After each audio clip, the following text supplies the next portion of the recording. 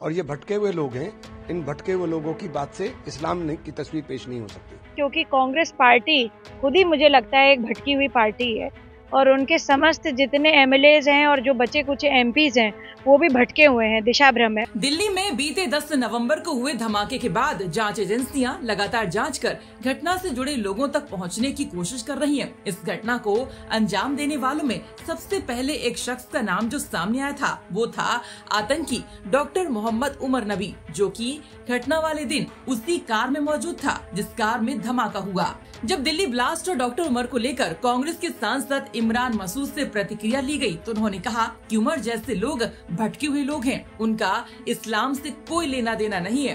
इन भटके हुए लोगों की बात से इस्लाम की तस्वीर पेश नहीं हो सकती है। सुनिए इमरान मसूद का वो बयान जिस पर अपर्णा यादव ने पलटवार किया है। देखिए जो वीडियो आया है, मैं उस वीडियो से बिल्कुल सहमत नहीं हूँ, क्योंकि वो इस्लाम की तस्वीर सही पेश नहीं करता है। और ये जो कहा जा रहा है कि साहब उसने फिदाइन हमले को जस्टिफाइड कर रहा है, हराम है, किसी भी सूरत में इस्लाम के अंदर नहीं है, जायज नहीं है। आप कर रहे हो, अपने साथ इनोसेंट लोगों को मार रहे हो, तो वो इस्लाम की तस्वीर नहीं है, ना वो इस्लाम का रास्ता है। वतन के साथ मोहब्बत करना हमें हमारा इस दीन सिखाता है। तो आप ऐसे काम करके, ऐसी बात करके जो वतन के खिलाफ हो और उसको इस्लाम से हाथ जोड़ने का काम करें, उसका इस्लाम से कोई लेना देना नहीं है। और ये भटके हुए लोग हैं, इन भटके हुए लोगों की बात से इस्लाम की तस्वीर पेश नहीं हो सकती। तो इमरान मसूद ने आतंकियों को भटके हुए लोग बताया तो इस पर अपर्णा यादव इमरान मसूद पर हमलावर हो गई। अपर्णा यादव ने कहा कि कांग्रेस खुद भटकी हुई पार्टी है। मैं समझती हूँ कि इस प्रकार का स्टेटमेंट जब भी आता है तो ये बड़ा अशोभनीय बात है, क्योंकि कांग्रेस पार्टी खुद ही मुझे लगता है एक भटकी हुई पार्टी है और उनके समस्त जितने एमएलएज हैं और जो बचे कुछ एमपीज हैं वो भी भटके हुए हैं, दिशा भ्रम है। अगर एक डॉक्टर जो इतनी मेहनत, इतनी शिरकत, इतनी मुद्दत से जो है पढ़ाई करके जो है एमबीबीएस करता है और उसके बावजूद वो भटका हुआ है, तो ये एक बहुत ही विस्मयकारी चीज है कि जो इस तरीके की बात कर रहे हैं।